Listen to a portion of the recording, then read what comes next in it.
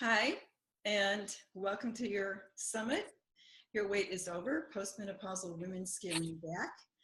My name is Jean Mattray, weight loss expert, and I have talked with several experts on the subject of weight loss and to empower you to take control of your weight and get your vitality back.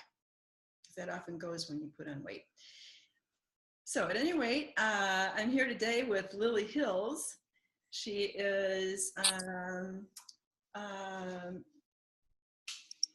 she has really done a lot in terms of overcoming eating disorders, binging and bulimia. And so, hi Lily, thanks for being here for this. I am delighted to be here. Thank you for the invitation. Excellent. So why don't you tell us a bit about your background with eating disorders to start with? Okay. So this actually goes back to my senior year in high school. Prior to that, I had eaten very much in harmony with my body. I ate when I was hungry, I stopped when I was satisfied, and I maintained a very healthy and natural weight. But I can remember my senior year in high school, I was approached by a freshman in college and asked to go to the beach on a date. And I was thrilled. So I went to the mall, the local mall, and was going to try on bathing suits. And I remember being in a limited store. I'm sure those of you that are my age, I'm 52, can remember the limited line. And I tried on a bathing suit, and I looked in the mirror, and I can remember having my first negative body thought. I thought, oh my God, there's cottage cheese all over my legs. This guy's never going to like me, which was, of course, preposterous, but that's where my mind took me. So it was a cute little bathing suit. It was one piece. It was striped in colors of the rainbow, and I bought it, but I remember feeling very deflated and anxious around it. So I decided, well, I think I'll go on a diet to lose weight. I'll lose a few pounds before the date. And at the time, I didn't cook at all, so my idea of going on a diet was to use the diet that I heard was the fastest way to lose weight, which was all vegetables. So for 3 days straight, I literally just opened up cans of string beans and even talking about it now, I can just remember how horrible it was. But I basically ate vegetables for 3 days, and I lost about 5 pounds and went on the date. But that very first restrictive experience with food made me start to obsess over it. I couldn't wait to get over the date because I wanted to get home and eat. I couldn't wait to start eating. So as soon as I did get home, I can remember binge eating. I think I had a half gallon of ice cream, and then I felt terrible, and I thought, oh, great. After all that work I put into dieting, and now I've gained all that weight back, I'm going to go on a diet again. So that first diet set off an unnatural obsession with food that lasted for 13 years. And that's part of why I'm known as the anti-diet queen, because I'm out there talking about the dangers of dieting, including the fact that nobody tells you. It's not widespread information yet. I'm hoping to make it so. But diets slow your metabolism down as much as 40% after a single diet. And it can take a year for your body to recover. So if there's anything that you don't want to do when it comes to losing weight, it's dieting. Because when you restrict caloric intake dramatically, it ends up signaling to your body that you are in a famine. It goes back to the days of our earliest ancestors. And in order to help you to survive, your metabolic rate slows down. So when you go back to eating normally after coming off of the diet, your body is now operating at a lower metabolic rate. And so even when you go back to eating normally, you'll gain the weight back. And then some studies show as much as 10% extra additional weight after every diet. So it's not just me. Science shows us that they fail in 95 to 98% of all cases. And isn't that what happened with the Biggest Losers? That's exactly what happened, yeah. It breaks my heart to watch even clips of that show because I know what they're heading into. You don't hear, a lot of them are speaking out now saying, don't do what we did. It's abnormal that the obsessive focus is exactly what we want to reduce or eliminate. Right. And that program, I'm sure, I'm sure for some people it's been highly motivating, but I've never met anyone whose life has changed because of that show, and they've lost weight in a healthy, normal way, which just basically means learning how to eat in moderation, not dieting, but really eating in harmony with your physical appetites versus emotional appetites like stress and overwhelm and exhaustion and confusion and depression. That's when we start to feel uptight. So food becomes our comfort mechanism. It was for mine for 13 years. But fortunately, because I've learned to eat in harmony with my body, I've been living at my natural weight for over 20 years without dieting, without denying myself my favorite foods, but learning to eat in moderation and completely getting over those binge eating sessions that left me feeling puffy and depressed and overwhelmed. So part of the reason that I went on, after I got over my eating disorders, I went on to write a book called The Body Love Manual, How to Love the Body You Have as You Create the Body You Want. I'm grateful to say it's a #1 Amazon bestseller. And then from there, I went on to do one-on-one coaching and group coaching. And then I went on to the radio host for sparkpeople.com, which is the #1 health and weight loss site in the country with over 16 million members. And then from there, I realized that one of the biggest challenges with weight loss is that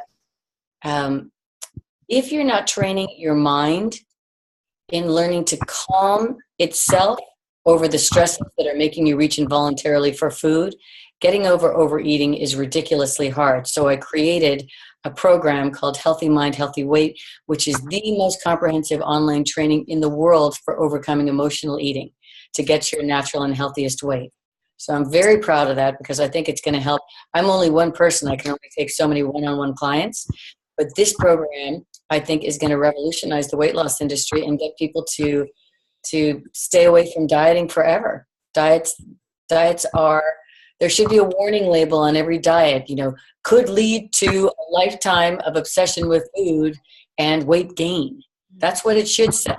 That's what I'm out there telling everybody. Yeah, exactly.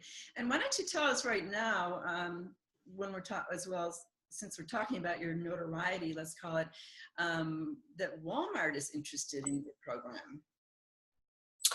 I'm in early stage conversations with a number of large corporations that recognize that the healthcare costs related to obesity, corporations are spending $60 billion a year plus in healthcare costs related to obesity, in part because they've been using the dieters model, the old traditional, we all know them, the ones we've heard about for years. If they actually worked for people in the long run, we'd be living in a lean country, on a lean planet. It's a pandemic. Obesity is becoming a pandemic. So corporations are recognizing that the models they've been using historically are failing, that the return on the investment is minimal.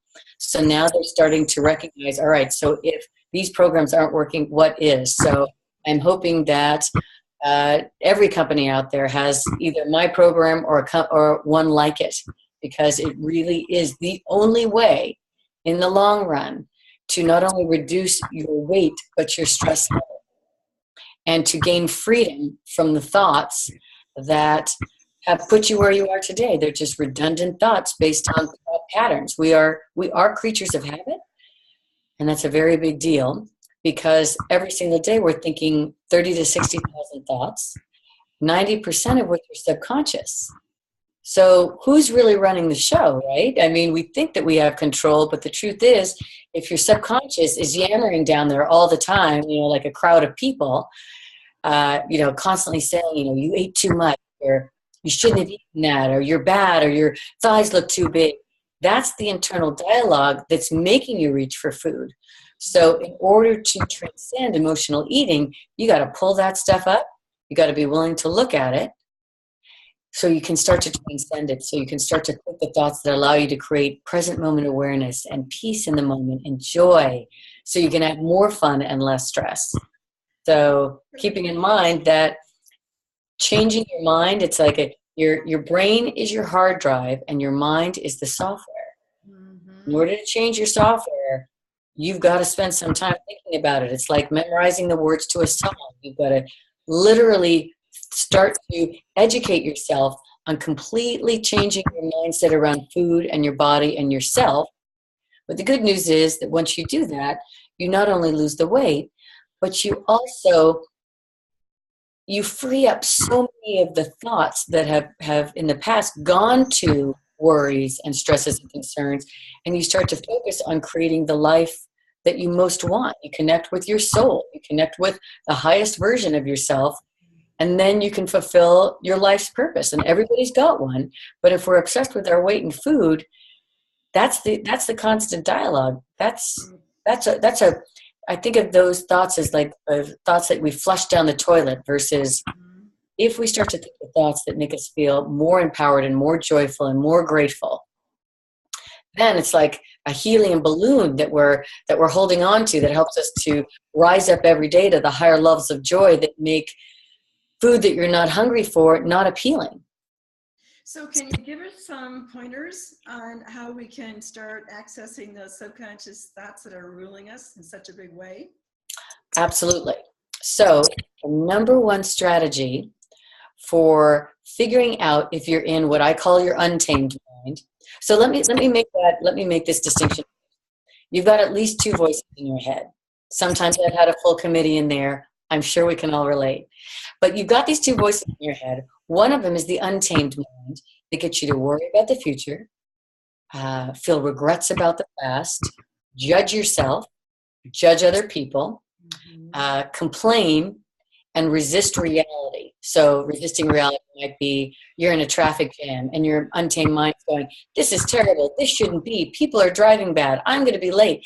Starts that negative internal dialogue that is not only contagious, but once you start in, it's hard to get out. And then alternatively, you have your tamed mind, which is like having a wise inner professor. It gets you to focus on solutions. It gets you to think grateful thoughts. It gets you to envision and imagine what it is you want and develop strategies to get what it is you want. So staying in the tamed mind is exactly what the Healthy Mind, Healthy Weight program helps you to do. And it takes time. This is not a quick fix. Everybody wants the quick fix. And what I want to tell them is, if there was a quick fix out there, I would have found it by now, because I've been looking for it, or was looking for it, for 20 years. But the good news is, again, the more you train your mind with every month and every year that passes, you'll get happier and healthier. Your relationships are going to improve.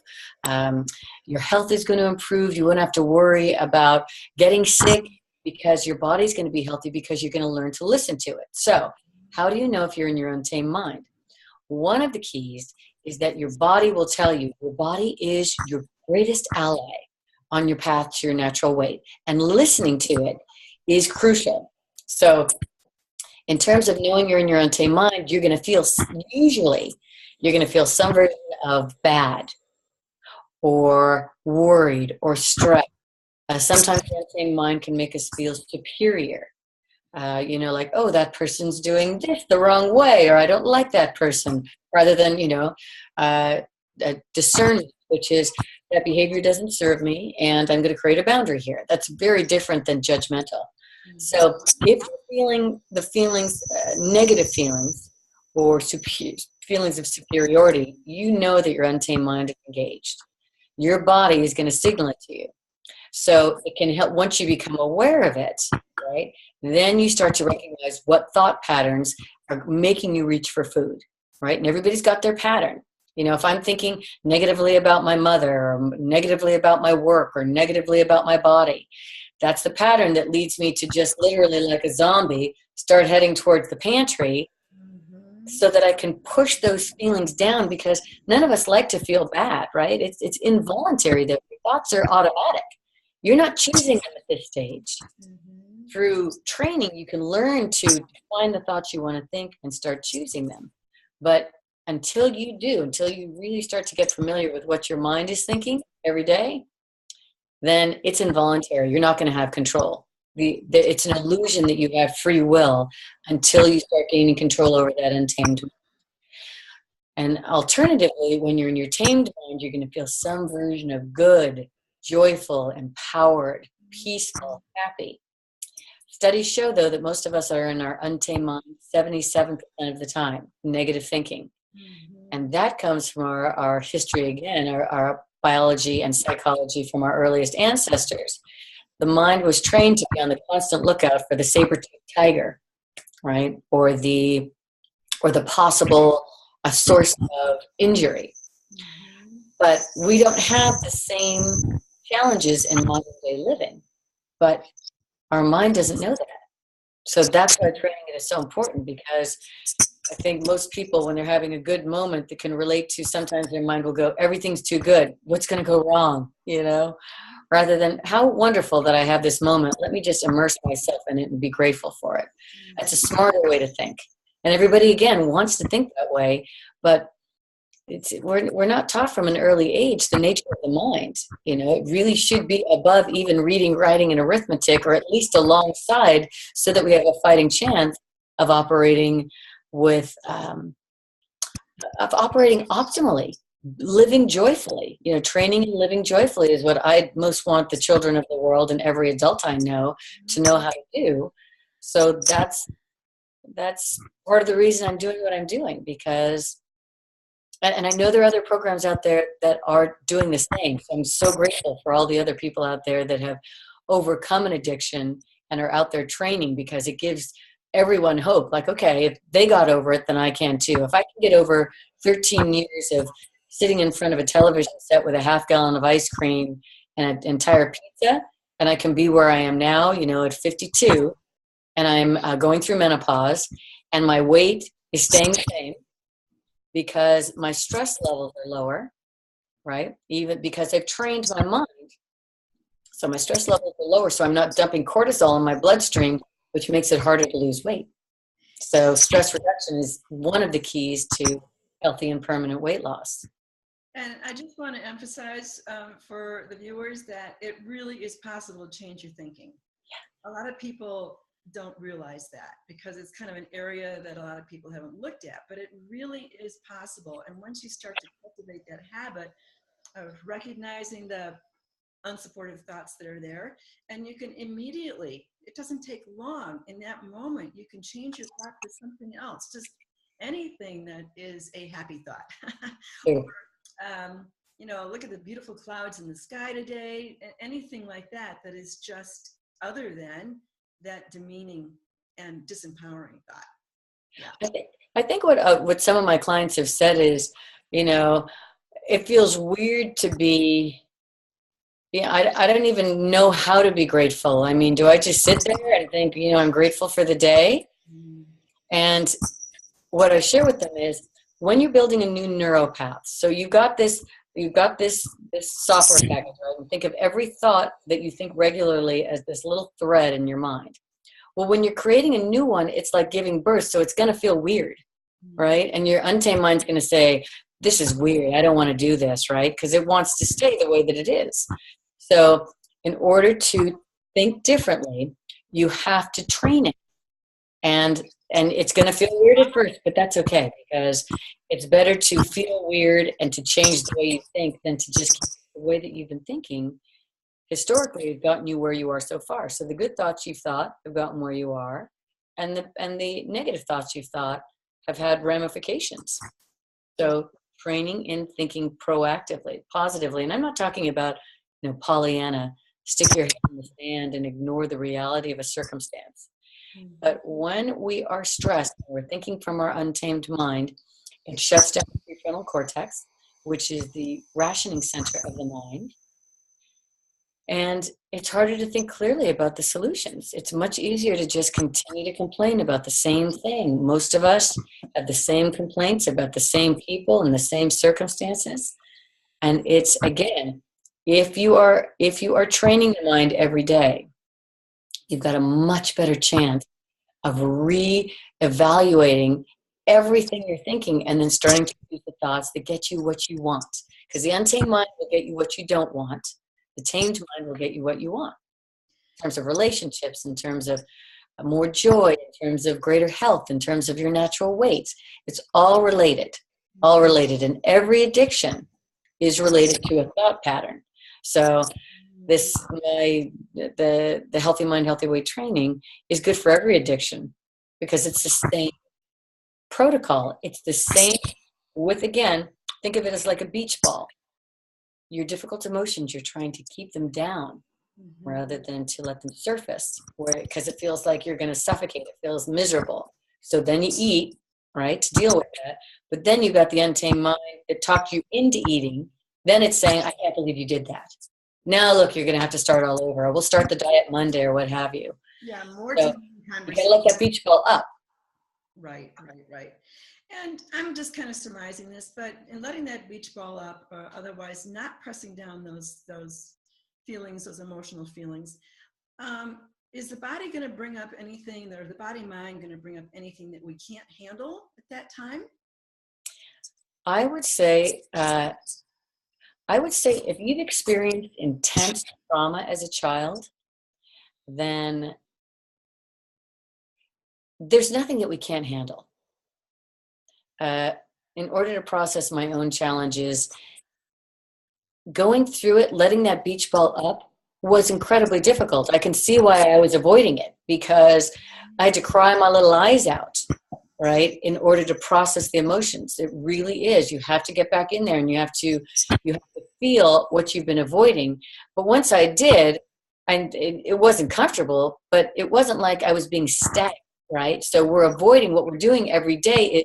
We're experiencing a little bit of what we've been avoiding rather than processing, letting it up. If you experience extreme abuse of any kind, I recommend having a therapist or a good friend hold your hand through the process, because it can feel big as you're going through it. But there's no way to process emotions. There's no way to overcome an addiction without letting those feelings out and having a good cry. Tears are to the soul what soap is to the body. They come out, and then there's a liberation that happens. And you're never the same. After I started processing my emotions, yes, I mean, as bad as it got for me is, lots and lots of crying. And it's weird how we avoid crying, as a culture. We avoid it rather than saying, oh, good, I'm showing compassion for myself. Call it crying therapy, it really is. Yeah. And again, we can do that for ourselves. Certainly if it's something very, very deep, like you just alluded to a couple of minutes ago, you might need the help of a friend or a therapist. But it is possible, when you manage your emotions and those issues, to really drop the weight. And isn't it so important for our health as well and our longevity? I mean, who wants to spend the last 10 years in a nursing home because of, whatever condition that the obesity is brought on? It's exactly right. That's exactly right. And I have so much compassion, because people with eating issues, people with emotional eating issues, are very sensitive, gentle people. And they are attempting to nurture themselves with food. So they're not intentionally abusing themselves. They're attempting to nurture themselves with food. So I have unlimited compassion and patience, because I know what it takes to get over it. And that's why support is so crucial, and having a daily strategy to learn to cope with the emotions. A daily strategy? What might that look like, just to get practical here? Okay, so I'm going to go back to my program, and it sounds like I'm hawking it, which I hate to do, but I don't know of any others that are as comprehensive as mine. So a daily strategy would be, every single day, you're learning something about the nature of the mind. You're learning how to overcome overeating. You're learning how to eat in sync with your physical appetites versus emotional appetites. So it's kind of like going away to a treatment center. Ideally, if you've got an addiction to food of any kind, or emotional relationship with food, going to a treatment center would be the ideal, because you'd be training you'd be hyper-focusing for a period of time on learning how to manage emotions. You'd be learning how to manage your mindset. You'd be learning how to soothe yourself with something other than food. But most people don't have the financial resources or the time to go away for 2 to 3 months. Mm-hmm. So if every day, though, you're learning something, and it's almost like a school. The online program is a school that you go to. So you listen to audio programs every day, first thing in the morning, so that you've got your mind on your team. So you're learning, you're pumping in the good information so you feel better throughout the day. So you're less likely to reach for food you're not hungry for. And you're training and developing an internal dialogue that makes you able to say, you know, I'm not hungry right now, but my mind's saying I want to reach for food. I want to wait till I'm hungry to eat, because then I can eat what I love. Oh, tell us more about that. We can eat what we love? Yeah, you can eat what you love. So I lost all my weight. I eat everything. I have no restrictions. There's no food that I don't eat. But I do find now that I'm eating in harmony with my body versus my mind, I am more drawn to the healthy foods because I'm not. The reason I'd reach for the higher fat and higher sugar foods is because I'd start eating when I wasn't hungry, and I needed more intensity of flavor to feel, to even be able to eat, right? So here's how it works. Let's say on a scale of 0 to 10. 0 is when you're starving. You know, you've waited too long to eat. 1 is when you're hungry. You're getting those very clear signals from your body. You know, an empty stomach. You might be hangry, a combination of hungry and angry. You might be, you might get dizzy. You know, the blood sugar drop. But your body tells you when it's at that 1. 5 is when you're satisfied, just the right amount of food. And 10 is when you're Thanksgiving stuff. If you're eating predominantly between the 1 and the 5, that's where the weight comes off without dieting. Because your body's telling you, I'm hungry. You feed it, right? On a diet, oftentimes, you'll have to ignore the body's signals for hunger, which is ridiculous because your body's telling you it's time to eat. But it also tells you when it's satisfied.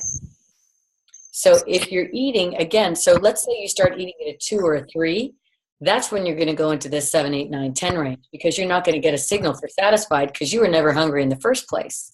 Oh, really? Oh, I see. That's so interesting. So if you start at your 1, the good news is when I'm at my 1 or when you're at your 1, true hunger, your taste buds are heightened.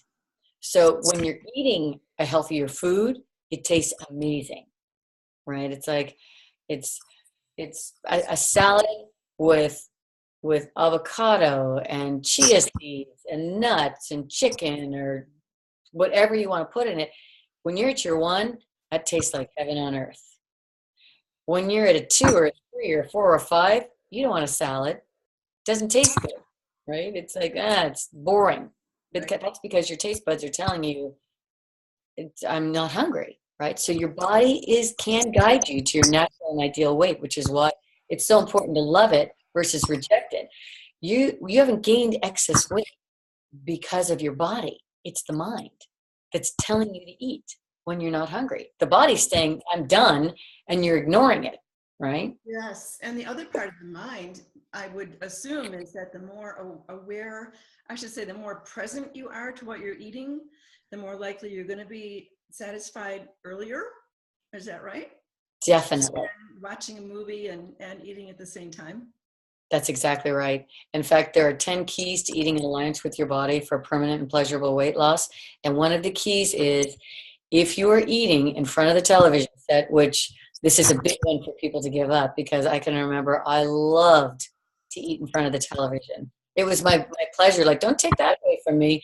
But there was a big price to pay because I would start eating and the food would be gone, so I wouldn't be satisfied, right? It'd be like, literally, it'd be like someone came in and stole it, you know? But when I gave my full attention to my food, then I knew when I was at my 5. So I basically said, you can have your cake and eat it too, just not while you're watching television, right? Yes, and I've noticed that about myself lately as well. It's like, I really don't care about finishing that. And that's all I'm doing at this, I'm not having my attention diverted to something else while I'm eating. And I've just happened to notice that. So that's a really, really cool thing. And again, it's a habit people need to get over, of not watching the television or the movie while they're eating, but you can overcome it, right? And absolutely. Absolutely. There isn't anything that we can't do. When you think about it, we human beings don't give ourselves credit for being as special as we are. We're hurtling on a ball through space at 67,000 miles an hour, and nobody's falling off, right? We don't think about that. We think the smaller thoughts. So expanding your mindset, the healthy mind, healthy weight program helps you to expand your mindset. So you start to think differently. You don't think the thoughts that are making you feel stressed. You start to think the larger thoughts that open up your world and make you feel more joyful and more grateful and more in awe of who you are, because your body is an amazing, amazing ally. It's got one cell has enough information to fill 600, 1,000 page books. So you're walking around in a miracle. So when you start to hold it that way, you start to treat it with more love and respect. You start to listen to it more. So that there's a whole education on learning how to love your body and yourself. Most of us think we love ourselves, but if you're abusing yourself, then there's a part of you that loves yourself, but the part that doesn't isn't taking good care of you, is listening to that untamed mind that's abusive. So we're gonna get into kicking that mean roommate out of your head and getting you psyched to stay with your goals. Build a leverage in your mind so that you can stay with your goals with greater ease. Because that's the key. I want to make this as easy as possible, because it's gonna, no quick fix. I'm sorry to say, I'd love to be able to say this is going to happen overnight. But what I will say is that every time you practice training your mind, makes it easier to ignore those emotional appetites, and you get happier and healthier, and you feel more in control of every aspect of your life. And those quick fixes in probably most of our experiences don't work. You've got to, you try something and then it works for a while, and then you have to go back and do something else to take that extra weight off and to feel better. And so I'm firmly with you and your plan. So we're going to wrap this up. I want you to tell us about your free gift that you're offering us, Lily. Yes, I would be joyful to share with you a book called Breaking Free from Binge Eating, or Breaking Free from Emotional Eating. And it's got the 10 keys to eating in alliance with your body, so that you get started right away. And what I suggest is, if you read the book and you're able to use what's in it and you're losing weight, fantastic. You don't need the online program. But the online program is ridiculously inexpensive. It's $169, and you have access to a full year of it. So invest in yourself. And if you need, it's that daily training and the daily hyper focus, where it's on the dashboard of your priorities rather than the back seat. That's what made the difference. That's when I started to lose the weight. That's when I started to feel like, oh God, this is happening. So invest in yourself. It's the most important investment you can make, and I've made it really inexpensive because I've wanted as many people as possible to have access to it. I care deeply about helping to turn around the obesity epidemic, having struggled with 65 extra pounds that wasn't natural for me. And it's not about not loving your body. Even if you have the excess weight, you can love yourself to your healthiest weight and love your body at the same time. Oh, Lily, this has been so interesting. I just love what you're offering us in every way. So thank you so much, Lily Hills, for being our guest speaker today. My pleasure. And I just want to remind my audience that you can check your inbox tomorrow morning for more interviews. And again, I'm Jean Matrey, weight loss expert. And we'll see you at the next interview. Bye for now.